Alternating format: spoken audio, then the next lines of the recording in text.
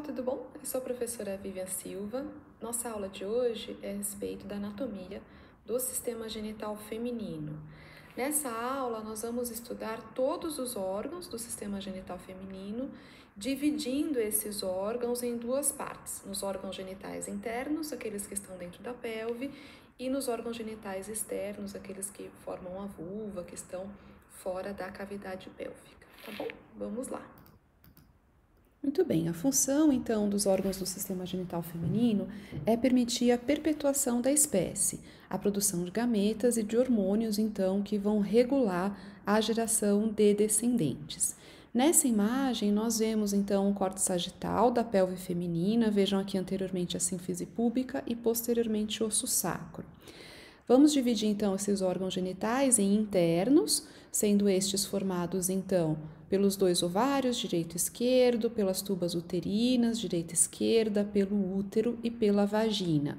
Como estes estão no interior da cavidade pélvica, são chamados de genitais internos.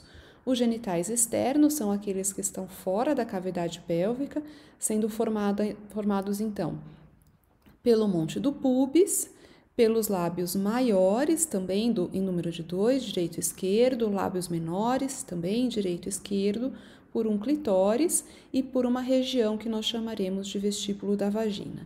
Então, na nossa aula hoje, nós vamos começar falando do ovário e vamos descendo aqui nessa sequência até chegarmos ao vestíbulo da vagina. Começando então pelo ovário, essa é uma vista superior da cavidade pélvica. Nós podemos ver bem aqui na parede lateral os dois ovários, direito e esquerdo. Observem como eles são bem esbranquiçados, então externamente tem essa túnica albuginea, essa camada bem branquinha de tecido conjuntivo denso. Eles correspondem, então, são o que nós chamamos de gônada feminina, já que produzirão um gameta feminino chamado de ovócito. Alguns autores também chamam de oócito. A única coisa que a gente não vai usar mais o termo é óvulo, que não é um termo tão correto do ponto de vista anatômico. Os ovários são regidos pelos hormônios hipofisários, o FSH e o LH, mas também produzem dois hormônios importantes, que são o estrógeno e a progesterona, de acordo com a fase do ciclo. Os ovários, eles estão fixos em uma extremidade ao útero por um ligamento que nós chamamos de ligamento útero-ovárico, ligamento útero-ovárico. Como o próprio nome diz, liga o ovário ao útero, que é esse órgão aqui em formato de lâmpada que nós vemos aqui nessa região. Muito bom. Além de estar unido ao útero pelo ligamento útero-ovárico, o ovário também está suspenso por mais um ligamento que nós chamamos de ligamento suspensor do ovário. Então, essa é uma vista da cavidade pélvica e aqui da cavidade abdominal, na qual nós vemos, chegando aqui, ó, junto com os vasos gonadais, artéria e veia gonadal, ovárica aqui no caso, né? Um ligamento que é o ligamento suspensor do ovário. Então, ele promove aí a suspensão, né? Mantém o ovário em posição ali na parede lateral da pelve.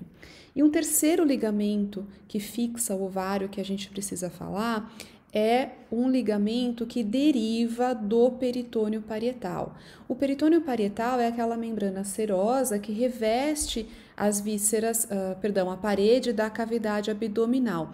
Então, vejam aqui nessa foto, né, no córtex sagital aí da cavidade abdominopélvica feminina, que nós vemos esta membrana azul representando, então, o peritônio parietal, a serosa.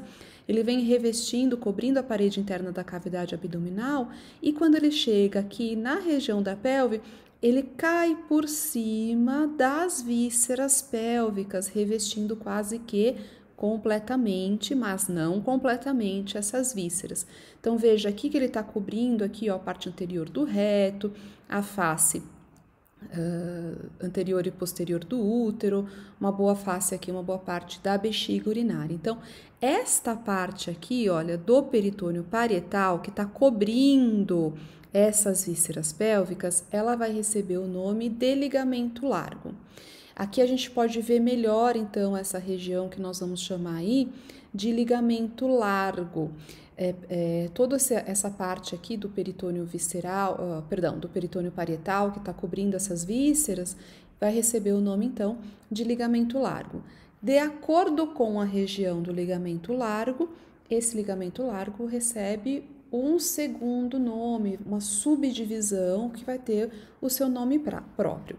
É o caso da parte do ligamento largo que cobre os ovários. A parte do ligamento largo, que nada mais é do que o peritônio parietal, que cobre os ovários, recebe o nome de mesovário.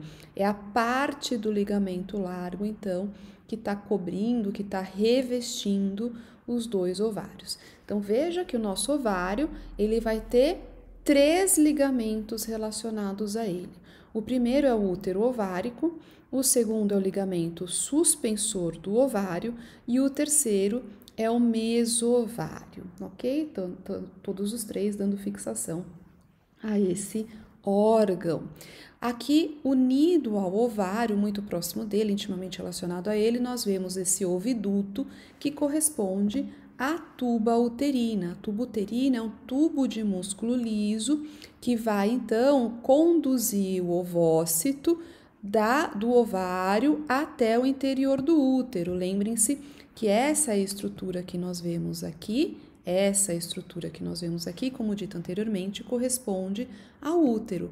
Observem, então, como a tuba uterina funciona como esse oviduto. Muito frequentemente, é aqui dentro da tuba uterina que vai ocorrer a fertilização. Vejam nessa imagem que nós temos aqui um corte do útero, vemos aqui o útero em corte, unido à tuba uterina, também cortada, e ao ovário. A tuba uterina vai ter aí em média 10, 12 centímetros. Ela vai ser formada por essa parte aqui, olha, bem estreitinha, próxima ao útero, que nós chamamos de istmo da tuba uterina. Essa parte maior, mais longa e também mais alargada, que corresponde à ampola da tuba uterina, que é o lugar onde mais habitualmente vai acontecer a fertilização, o encontro entre o ovócito e o espermatozoide.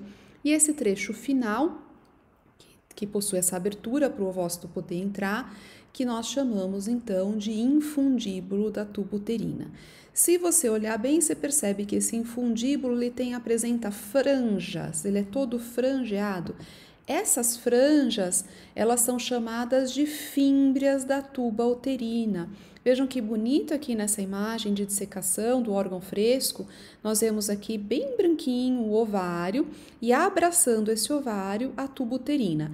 Essa parte mais alargada corresponde à ampola da tuba uterina e veja que a sua extremidade franjada, cheia dessas franjas irregulares aqui, correspondem ao infundíbulo da tuba uterina. Essas franjas irregulares são chamadas de fímbrias. Então, podemos dizer que o que vemos aqui são as fímbrias da tuba uterina, ali no infundíbulo da tuba. A função dessas franjas, elas são feitas de músculo liso, é fazer a varreção da superfície do ovário, para que então o ovócito, ao ser liberado, seja atraído para o interior desse oviduto, o interior da tuba uterina. A tuba uterina também é revestida externamente pelo ligamento largo e a parte do ligamento largo que reveste a tuba uterina recebe o nome de mesosalpinge. Olha que interessante. Tudo isso aqui, ó, amarelado que você está vendo, corresponde ao ligamento largo. Nós já aprendemos anteriormente que a parte do ligamento largo que cobre o ovário chama-se mesovário. E agora, a parte do ligamento largo, que aqui a gente deu uma esticadinha, ó, para você poder ver melhor, parte do ligamento largo que cobre a tuba uterina recebe o nome de mesosalpinge. O termo salpinge, pessoal, é um termo latino que quer dizer tuba. Então, mesosalpinge é um derivado do peritônio parietal, um meso, né, que cobre a tuba uterina, muito bom, e acaba também dando fixação para a tuba uterina. E já falamos então do ovário, da tuba uterina, vamos agora discorrer um pouquinho a respeito do útero. O útero também é feito de músculo liso, é um órgão oco, tem uma cavidade no seu interior para alojar o embrião. Se nós cortarmos aqui, nós vamos ver lá dentro a cavidade uterina. Ele tem um formato piriforme, o termo piriforme quer dizer em formato de pera, uma pera de ponta cabeça. As paredes são bastante espessadas, já que, além de alojar o embrião, esse músculo liso vai ser responsável também pela sua expulsão no momento do parto. O útero não grávido está situado na pelve, dentro da cavidade pélvica, ou pelve verdadeira, pelve menor, como vocês preferirem chamar, tá bom? Então, esse é o útero não grávido.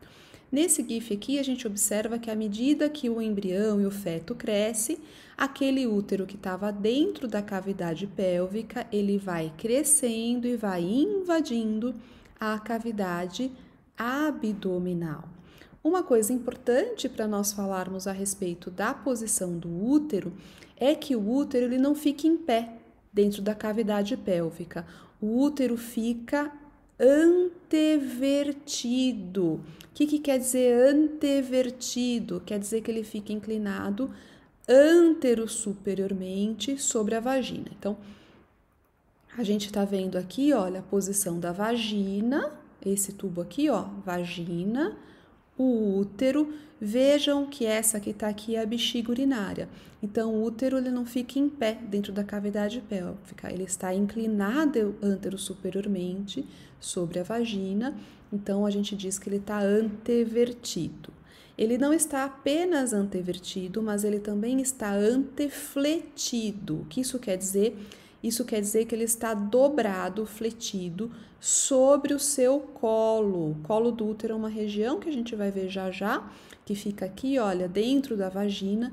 Então, ele está dobrado sobre o colo do útero. Por isso que nós dizemos que ele está antevertido, ou seja, inclinado para frente, e também antefletido, flexionado sobre o seu próprio colo, fazendo com que ele fique deitado mesmo, apoiado sobre a bexiga urinária. A gente diz até que a bexiga urinária faz a sustentação passiva do útero, né, por conta dessa posição. Nessa imagem aqui, pessoal, nós vemos aqui a sínfise púbica, o osso sacro, ou seja, a cavidade pélvica. Vejam aqui a bexiga com a uretra e o útero aqui em bege com a vagina, o reto lá atrás. Aqui, olha, é a posição do útero normal, antefletido e antevertido. Entretanto, nem sempre o útero vai estar nessa posição de anteversão. É possível que ele esteja mais em pezinho, menos vertido, menos virado para anterior na direção da sínfise púbica. Então, aqui a gente está vendo graus de retroversão, em que o útero, ao invés de estar voltado para anterior, vai acabar se voltando para posterior. Então, a gente vê aqui no verde, ó, um útero em posição de retroversão de primeiro grau, em azul de segundo grau, em vermelho de terceiro grau. Todas essas posições de útero aqui, a gente vai dizer que são variações anatômicas, já que elas não prejudicam a função do útero, que é alojar o embrião e fazer o parto, tá bom? Todos esses três úteros aqui, nesses 3 graus de retroversão, serão capazes de alojar o embrião e de guardar o desenvolvimento da gestação.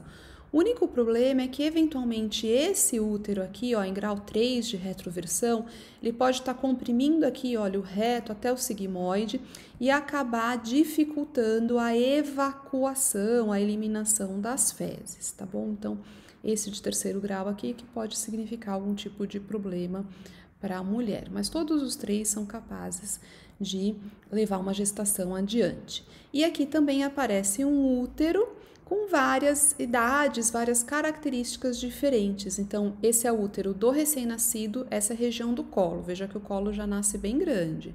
De uma criança de 4 anos, veja que vai aumentando bastante o tamanho do útero na puberdade, até que ele assume sua função completa. Esse é o útero de uma mulher adulta no lípara que nunca pariu, que nunca teve filhos, nunca gestou, de tamanho normal.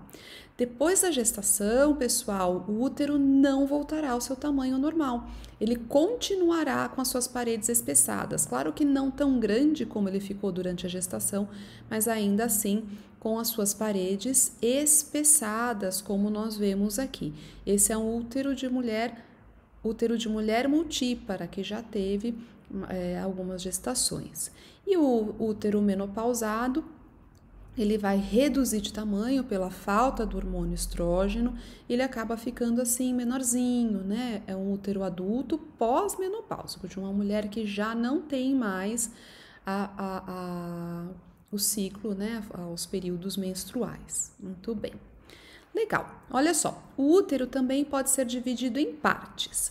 A parte do útero que fica aqui, olha só, acima das tubas uterinas, nós vamos dar o nome de fundo do útero. Essa parte mais alargada do útero receberá o nome de corpo do útero e esse trecho aqui, mais fininho, é o istmo do útero. E o útero, depois do istmo, ele vai terminar no colo do útero, que é um trecho do útero que já fica dentro da própria vagina. Então, olha o útero em corte, o trecho dele, a parte que fica acima das tubas uterinas corresponde ao fundo, a parte mais alargada é o corpo, a parte mais estreitada aqui, forma um pescocinho, é o istmo do útero, e esse trecho do útero que fica dentro da vagina, nós chamamos então de colo do útero. O termo para colo do útero é cervix. Muitas pessoas gostam de chamar o colo do útero de cervix uterina. Lembra que cervix é um termo do latim. Vamos preferir o nome do português, que é colo do útero. Observe que o colo é aberto, perfurado, ele tem um ósteo, que é o ósteo do útero, por onde entrará o espermatozoide, por onde sairá o fluxo menstrual e sairá o feto durante o parto. Muito bom. Essa é a vista do colo do útero, né? Você veja aqui as paredes da vagina lateralmente. Esse é o colo do útero numa vista de exame ginecológico intravaginal. Observem o furinho, essa abertura corresponde então ao ósteo do útero. Veja que esse ósteo é maior em mulheres multíparas, mulheres que já pariram. Vejam que até o ósteo ele fica modificado. Então, a gestação é uma mudança muito intensa, né, na morfologia, na anatomia feminina.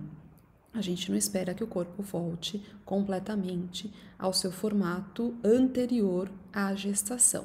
Essa região do colo do útero, ela é frequentemente, né, uma das doenças que acomete com maior frequência é o câncer de colo do útero, mata muitas mulheres, está bastante relacionado ao HPV, a infecção por HPV. Mais de 90% das pessoas que apresentam câncer de colo de útero tiveram o HPV, o papilomavírus humano, então sendo o fator predisponente aí para o desenvolvimento do câncer de colo de útero. Muito bom. E olhando o interior, então, do útero, encontramos aqui a cavidade uterina. A cavidade uterina que a gente está pintando aí com a cor vermelha para evidenciar para você. Ela vai ter mais ou menos aí uns 7 centímetros de comprimento. E olhando esse útero aqui seccionado, a partir da cavidade, a gente consegue perceber que ele é formado por 3 camadas. A camada mais interna corresponde ao endométrio. O endométrio é um epitélio vascular secretor com muitas glândulas que será responsável por nutrir o embrião no início da gestação e também por formar a parte materna da placenta. Muito bom. Depois do endométrio, nós vemos aqui o miométrio, que é a camada de músculo liso, uma camada média, revestida externamente pela terceira camada, que corresponde então ao perimétrio, que nada mais é do que a serosa, o peritônio parietal, que reveste o útero externamente. Em relação às funções, que podemos dizer a respeito dessas camadas? Podemos dizer que o endométrio, ele é estimulado ao crescimento mensalmente, né, depois que as meninas entram na puberdade. Então, no começo do ciclo uterino, esse endométrio, ele vai crescer, ele vai proliferar, se preparando para uma possível gestação. Quando essa gestação não acontece, há uma redução na quantidade de estrógeno produzido pelo ovário, que faz então com que esse endométrio reduza, diminua de tamanho e acabe descamando e sendo eliminado na forma de menstruação. Então, é o endométrio que as mulheres menstruam durante a menstruação, né? Aquele volume de sangue, de epitélio, de vasos sanguíneos, glândulas que são eliminados, correspondem então ao endométrio. Uma doença frequente do útero, dessa camada média do útero que nós chamamos de miométrio, são os miomas. Os miomas nada mais são do que tumores não malignos, não vão se transformar num câncer. Então, é um aumento da massa, correspondem a um aumento da massa do útero. Então, nessa imagem que você vê aqui, esse aqui é o útero, você consegue perceber aqui, olha, uma massa anexial aqui. Essa massa, esse volume aqui é um tumor do miométrio, que nós vamos chamar então de mioma. Embora ele não seja maligno, o mioma ele pode alterar o fluxo menstrual, né, causar hemorragias importantes para a mulher. Como o mioma é feito de músculo liso, esse músculo também pode se contrair, causando bastante cólica para a mulher, e dependendo da posição onde ele estiver, ele pode impedir a entrada do espermatozoide nas tubas uterinas, levando a mulher à infertilidade. Outra doença relativamente frequente em relação ao útero é a endometriose. Então, o mioma é uma doença da camada média do útero, do miométrio, enquanto que a endometriose é uma doença da camada interna do útero, do endométrio. Então, normalmente, o endométrio deveria estar apenas dentro da cavidade uterina. Na endometriose, ele cresce de maneira anômala, invadindo as tubas uterinas, muitas vezes crescendo para fora da tuba, por sobre o útero, por sobre o reto, por sobre a bexiga. Vejam aqui, olha, porções, partes de endométrio por todo o interior da cavidade pélvica, a cavidade abdominal. Então, causa grande sangramento, pode causar dor, pode levar à remoção, né? No caso dele crescer assim de maneira exagerada, como nós vemos aqui, a necessidade de remoção cirúrgica desse endométrio, então, por conta, né, às vezes até remoção da parede da bexiga, da parede do reto, da parede do intestino, porque esse endométrio vai crescendo de maneira exagerada fora da cavidade uterina. Muito bom, então. Legal, vamos falar então um pouquinho do sistema de sustentação do útero. O útero também tem ligamentos que o sustentam. O primeiro ligamento que a gente vai comentar é um que vocês já viram anteriormente, que é o útero ovárico, que liga o útero ao ovário. O segundo é o ligamento redondo do útero. Olha que bacana esse ligamento, pessoal. Ele vai sair aqui da junção entre a tuba uterina e o corpo, o fundo do útero, e ele vai lá para frente para os lábios maiores. Então, observe aqui, olha, essa é a bexiga urinária. Observe aqui, olha, esse ligamento redondo do útero contornando lateralmente a bexiga urinária. Ele perfura aqui a parede da pelve e ele vai sair aqui, ó. Você consegue ver aqui a vulva feminina, olha lá o ósseo da vagina, o ósseo externo da uretra. Olha ele chegando aqui na altura dos lábios maiores. Então, o ligamento redondo do útero, ele fixa o útero aos lábios maiores. Durante a gestação, o que vai acontecer?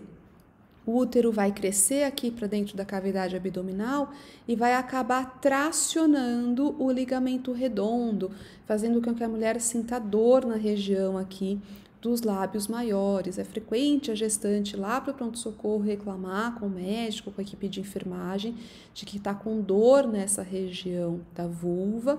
Nada mais é do que o ligamento redondo do útero sendo, então, tracionado.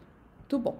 Próximo ligamento que nós vamos comentar, já foi falado anteriormente, é o ligamento largo, que corresponde ao peritônio parietal, que vai cobrir, então, toda essa superfície, face anterior, face posterior do útero. Então, esse ligamento largo que cobre o útero também pode receber o nome de mesométrio. Meso, como está escrito aqui, olha só, em vermelho, mesométrio. Lembra que o ligamento largo ele é bastante extenso. Ele pode cobrir a tuba uterina e quando ele cobre a tuba uterina, ele recebe o nome de mesosalpinge. Ele pode cobrir o ovário, quando ele cobre o ovário, ele recebe o nome de mesovário. E o ligamento largo também pode cobrir o útero. Quando ele cobre o útero, ele receberá o nome de mesométrio. Então, 3 ligamentos aí relacionados ao útero. O útero ovárico, que já tínhamos comentado anteriormente, o mesométrio e também o ligamento redondo do útero. Muito bom, excelente.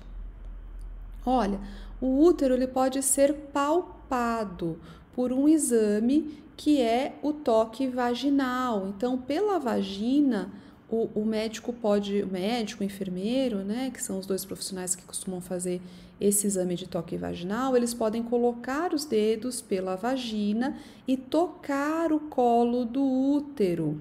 Ele pode também fazer o toque bimanual, ou seja, com as 2 mãos, tá vendo, ó?